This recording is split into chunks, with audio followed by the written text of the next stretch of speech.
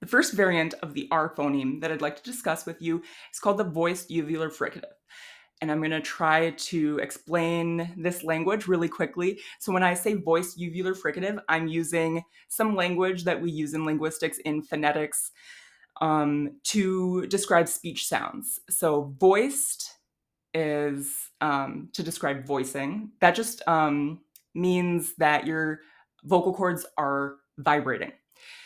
Uvular is to describe the place of articulation, and fricative is to describe the manner of articulation. That's a little bit more complicated, but basically, uvular means that you're producing the sound at the uvula. Do you recognize this? This is the uvula. I'll show you where it's supposed to be. It fell off of my Mundmodell. It's supposed to be back here. So this is where you're supposed to be producing this sound. And what's going on here, let me get a grip. So what's going on here, I'll put it here, is that you're producing friction. You're approaching the uvula. You recognize that thing, right? It's like in the back of yeah, you can see where it is. And you're approaching the uvula with the back of the tongue, which is intuitive because it's the closest part of your tongue to the uvula. So you're approaching the uvula with the back of your tongue, and you're creating enough of a closure to produce friction when the air passes through, and that makes a sound. And the sound is called a fricative because there are other sounds you can create depending on what kind of closure you make. You can make a trill if you create, well, anyway, you can create different kinds of sounds depending on what kind of closure you make. And that's how you describe the manner of articulation. But now I've made it too complicated. Anyway, that's a voiced uvular fricative, and it sounds like this. And that's considered an R sound. So that's the first sound that I wanted to discuss with you. So voiced uvular fricative. Vocal cords on, friction between the back of the tongue and the uvula. And that sound in a couple example words is das Rad, der Rasen, verreisen. And there you go.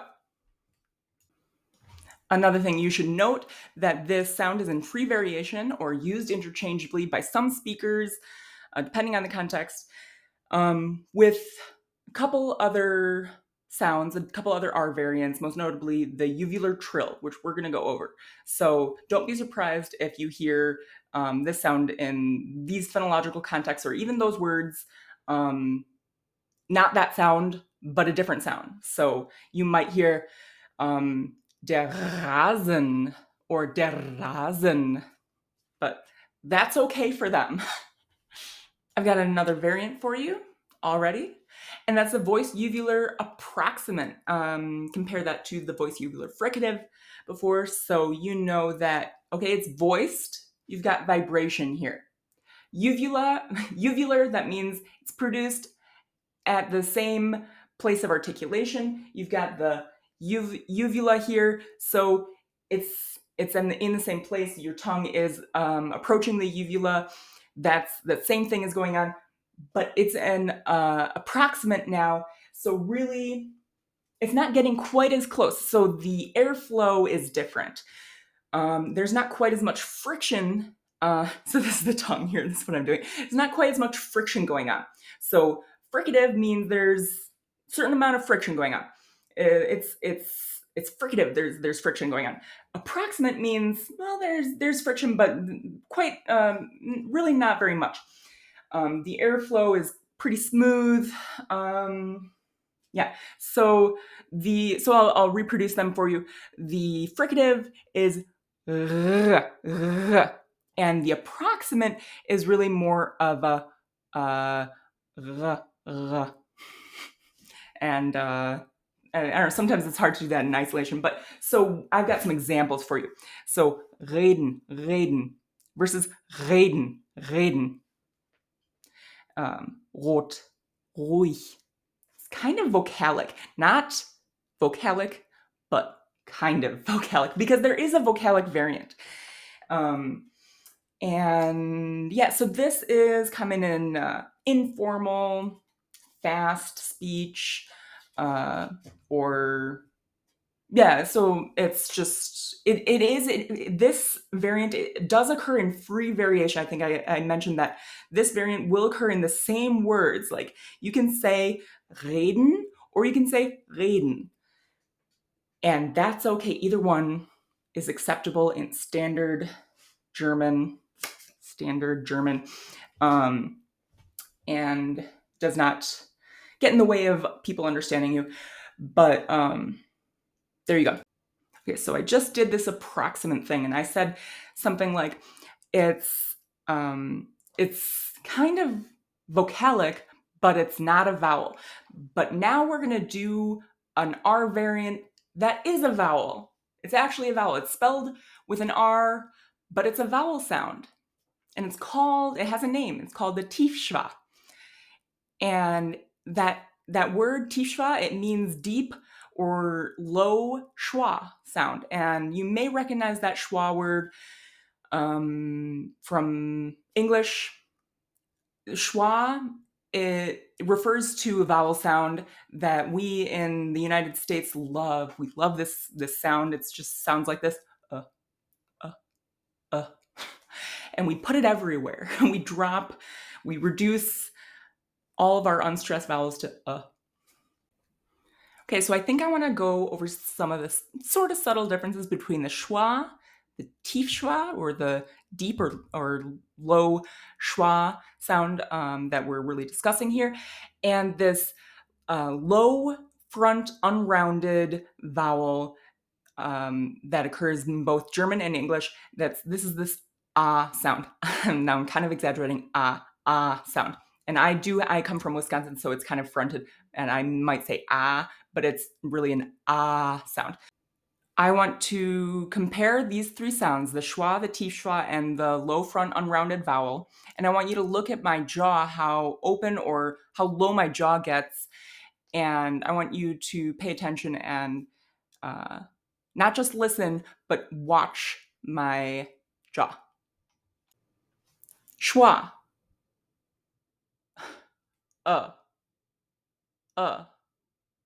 Tiefschwa.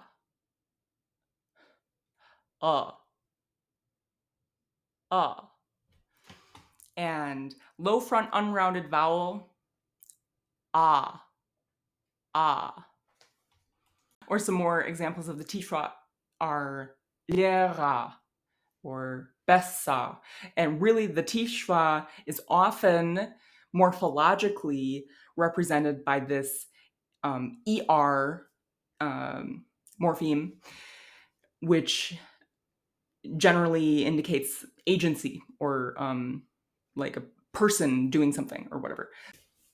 Right, the other one was low front, unrounded vowel, and that some examples are danke or Hand or Rachegötter, which is a word we're going to look at later in the video because it's fun. All that to say, when you're trying to pronounce this Tiefschwa, that you're going for something in between the schwa and the low front unrounded vowel. So the schwa, and the low front unrounded vowel, and that Tiefschwa again is The next speech sound is kind of fun. This one is called the uvular trill, and it sounds like this. And it is less common, but you will hear it. And this one, it gives me kind of a formal diction feeling. People will use it definitely in some dialects, but also either in older speech, maybe older generations, or when they're eliciting a feeling of older speech, or like a more formal speech, or when they're maybe reading poetry or something. That's kind of the sense I get.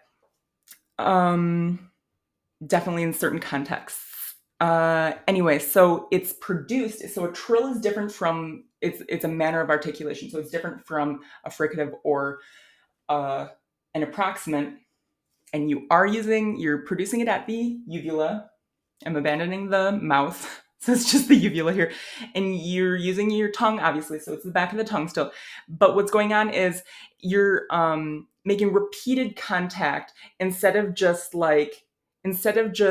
approaching the uvula and producing a certain amount of friction. You're making repeated contact, like actually making contact, like and you're making a complete closure and stopping the airflow and then releasing really fast and letting the air go past, and that's making like a flap, and so it's going like so that's so that's producing this sound, and it's going really fast, and it's kind of like drum roll, or like that's why I think of it as a punching bag, because you're going like and back there. Okay, I have an excerpt from Erlkönig, and I'm going to say it. I'm going to try to elicit this diction voice for my poetry reading for you. Just a short excerpt. And I'm going to be using this uvular trill for some of the R's. And let's see if it sounds like I'm reading poetry to you. Sei ruhig, bleibe ruhig, mein Kind. In dürren Blättern säuselt der Wind. Be calm, stay calm, my child. In the withered leaves, the wind whispers. As opposed to, sei ruhig, bleibe ruhig, mein Kind. In dürren Blättern säuselt der Wind. So the R is sort of different if you're being kind of dramatic. That's sort of what I'm saying here. That ruhig, as opposed to ruhig. I don't know. That sounds kind of dramatic to you. Ruhig. So far, we've been talking about some variants that are produced at the uvula, like way at the back of your mouth. You may have heard people refer to these as guttural sounds, kind of making it sound like they're back in the throat, but they're produced at the uvula. And now we're going to be talking about a sound that's produced with the tip of the tongue further forward in the mouth. Here's the mouth model, and this is where the alveolar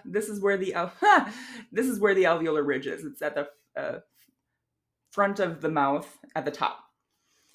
And you can feel it with the tip of your tongue. It's a bony protrusion. There's a slight bump there. And it's where you say t or d.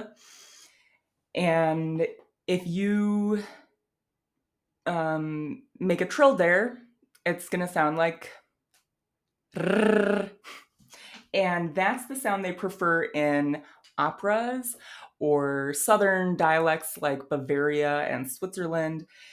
And of course, it's a little more subtle than rrr, but you put it in a word and then doesn't repeat quite so much. But yeah, and I don't speak those variants, but so I don't really use this alveolar trill in my German.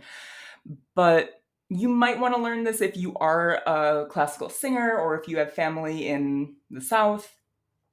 Otherwise, it might not really be something you're interested in. Some people think, oh, I'll just learn the alveolar variant because these uvular variants are really hard. You are going to sound a little weird, but some people try to do that. Eventually, the uvular variant will be a little easier for you just through exposure. Your brain will kind of get it. So I do encourage you to just stick with it. Yeah. Oh, I had an example for you from Die Zauberflöte. So my example word was Rachegötter, and so that means gods of vengeance. And so she sings Rachegötter, and that's not Rachegötter, it's Rachegötter, and I think it could be either one. It's equally vocalic. So I think sometimes they want a lot of vowels in their music because it kind of, the voice flows better. I get that, but I don't know why they wouldn't want that. People think those uvular guttural R's are really ugly, but I don't know. So I don't know why that alveolar. I don't. Yeah, but that's this alveolar version is considered more melodic classically. So that's opera music in German. And what's next? I'm just kidding. This is empty.